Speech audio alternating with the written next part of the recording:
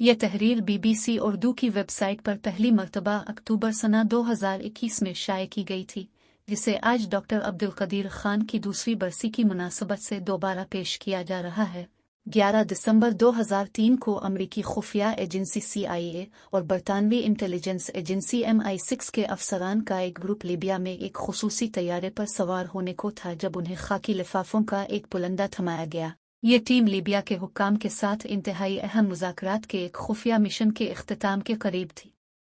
जब उन्होंने जहाज में सवार होकर उन खाकी लिफाफों को खोला तो उन्हें इल्म हुआ कि उन्हें वो अहम शवाहिद दिए गए हैं जिनकी उन्हें अशद ज़रूरत थी। इन खाकी लिफाफों में एटमी हथियारों के डिज़ाइन थे। इन डिज़ाइंस के अलावा जौहरी प्रोग्राम से मुतालिका पुरज़ा जात पाकिस्तान के एटमी साइंसदान डॉक्टर अब्दुल कदीर खान ने मुहैया किए थे। डॉक्टर कदीर इतवार को 85 बरस की उम्र में वफात पा चुके हैं। गुज़िश्ता निस्फ सदी में आलमी सलामती के हवाले से अब्दुल कदीर खान एक अहम तरीन शख्सियत थे। इनकी ज़ात दुनिया की ख़तरनाक तरीन टेक्नोलॉजी के हवाले से जारी लड़ाई, जहां ये टेक्नोलॉजी रखने वाले और उसको हासिल करने वाले ख्वाहिशमंद आमने सामने हैं, इस कहानी का एक अहम महवर थी। साबिक CIA डायरेक्टर जॉर्ज टेंट ने क्यू खान को कम अज़ कम ओसामा बिन लादन जितना ख़तरनाक करार दिया था। उन्होंने ये मवाजना इस वक्त पेश किया था जब ये पता लग चुका था कि ओसामा बिन लादन 9/11 हमलों के मास्टरमाइंड हैं। हकीकत यह है कि अगरचे डॉक्टर क्यू खान को मगरबी जासूस दुनिया का सबसे खतरनाक इंसान करार देते हैं, लेकिन अपने वतन पाकिस्तान में उन्हें एक कौमी हीरो के तौर पर सराहा जाता है। ये चीज़ आपको न सिर्फ उनकी शख्सियत की पेचीदगी के बारे में बहुत कुछ बताती है, बल्कि ये भी जाहिर करती है कि दुनिया एटमी हथियारों को किस नज़र से देखती है। 70 की दहाई में डॉक्टर अब्दुल कदीर खान यूरोप में एटमी जासूस बनकर नहीं आए थे, लेकिन वो एक जासूस बन गए थे। वो 1970 की दहाई में नीदरलैंड में काम कर रहे थे, जब उनके मुल्क पाकिस्तान ने 1971 की जंग में शिकस्त के बाद और इंडिया की एटमी तरक्की से खौफजदा होकर एटमी बम बनाने की मुहिम शुरू की थी। डॉक्टर खान एक यूरोपीय कंपनी में यूरेनियम अफजूदगी के लिए सेंट्रीफ्यूजेस बनाने के काम में शामिल थे। अफजूदा यूरेनियम को एटमी तवानाई के लिए इस्तेमाल किया जा सकता है, और अगर उसे एक हद से ज़्यादा अफजूदा किया जाए तो इससे एटमी बम बनाया जा सकता है।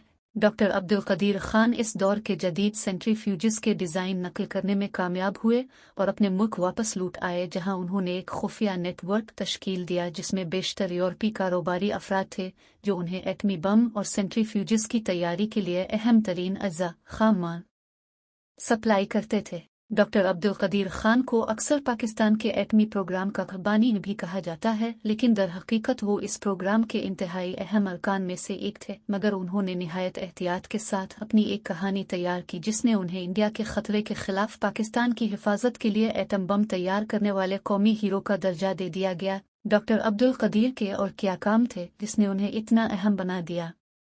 उन्होंने एटमी हथियारों के अज्जा फराहम करने वाले अपने खुफिया नेटवर्क को दरामद से बरामद की तरफ मोड़ दिया और वो दुनिया भर में घूमने वाली एक शख्सियत बन गए, और उन्होंने कई ममालिक के साथ मुआहदे और सौदे किए। इनमें से बहुत से ममालिक को मगरबी ममालिक बागी रियासतें समझते थे। ईरान के शहर तंज में एटमी प्रोग्राम के लिए सेंट्रीफ्यूजेस की तैयारी का प्रोग्राम, जो हालिया बरसों में शदीद आलमी सफारतकारी की एक वजह बना रहा है, इसका नुमायां हिस्सा अब्दुल कदीर के फराहम करदा डिज़ाइन और मवाद से बनाया गया था। एक मुलाकात में अब्दुल कदीर खान के नुमाइंदों ने ईरान को एक एटमी प्रोग्राम की तैयारी में इस्तेमाल होने वाले मवाद और अज्जा की एक फहरिस्त फराहम की थी जिसमें कीमतें भी दर्ज थीं, और ईरानी हुक्काम इसके मुताबिक माल का ऑर्डर दे सकते थे। अब्दुल कदीर खान ने 1 दर्जन से ज़ायद दौरे शुमाली कोरिया के भी किए थे, जहां से ये ख्याल किया जाता है कि एटमी टेक्नोलॉजी के बदले मिसाइल टेक्नोलॉजी की महारत हासिल की गई थी। इन तमाम सौदों के साथ एक अहम राज हमेशा रहा कि क्या अब्दुल कदीर खान ये सब कुछ अकेले कर रहे थे या वो अपनी हुकूमत के अहकामात के तहत काम कर रहे थे, खास तौर पर शुमाली कोरिया के साथ मुआहदा के मामले में। कभी यह भी कहा गया कि अब्दुल कदीर खान ये सब कुछ पैसों के लालच में कर रहे थे, लेकिन ये इतना सादा नहीं है। वो अपने मुल्क की क़यादत के साथ मिलकर काम करने के साथ साथ जौहरी हथियारों पर मगरबी ममालिक की इजारादारी को तोड़ना चाहते थे। उन्होंने एटमी हथियारों की टेक्नोलॉजी पर मगरबी ममालिक की इजारादारी को तनकीद का निशाना बनाते हुए इसे मगरबी मुनाफ़क़त करार दिया था और सवाल किया था कि चंद ममालिक को अपने तहफ़्फ़ुज़ और दिफ़ा के लिए हथियार रखने की इजाज़त क्यों दी जानी चाहिए और दूसरों को क्यों नहीं। एक मर्तबा उन्होंने कहा था कि मैं पागल या बेवकूफ़ इंसान नहीं।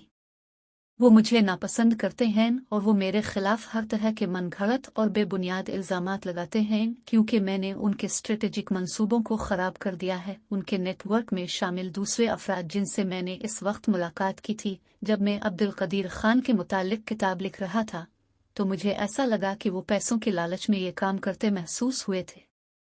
1990 की दहाई में लीबिया के साथ होने वाले उनके जौहरी प्रोग्राम के मुआहदे ने जहां उनको ज्यादा पैसे दिए थे वही उनके ज़वाल को भी तेज तर कर दिया था।